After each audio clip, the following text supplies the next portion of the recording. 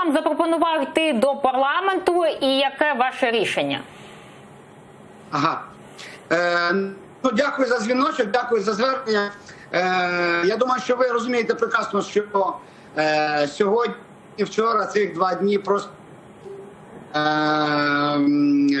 раніше часу трошечки вилізла інформація, що мені запропонували йти в політику.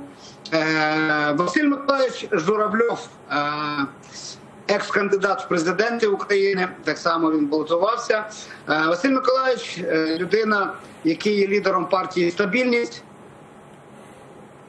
Можна сказати, моя стабільність. Партія, яку він представляє, я для себе знаю просто, що є чиста, є нова, є молода, амбіційна, так би мовити. Ви підете до парламенту?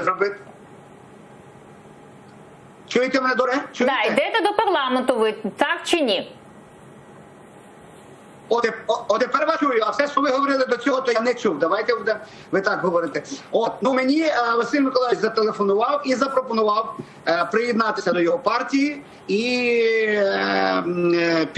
піти в Верховну Раду, піти в депутати. Ну, звичайно, я цю пропозицію тільки отримав. Я ще наразі в роздумах, роздумую, що мені робити, як мені робити. Просто якби хтось інакший зателефонував, то я навіть би і не вів мову. А так як Василя Миколайовича знаю вже понад 20 років, пана Василя Журавльова, ми з ним давні добрі друзі, ще й по шоу-бізнесу, він продюсував молодий маріупольський колектив хлопців, музикантів, групу. Я колись свій час писався в нього на студії в Маріуполі. Ну, ми знаємося досить вже багато часу, і я цю людину знаю тільки як порядну людину, тільки з хорошої сторони, і тому пропозиція пана Василя дуже для мене, як сказати, дякую вам.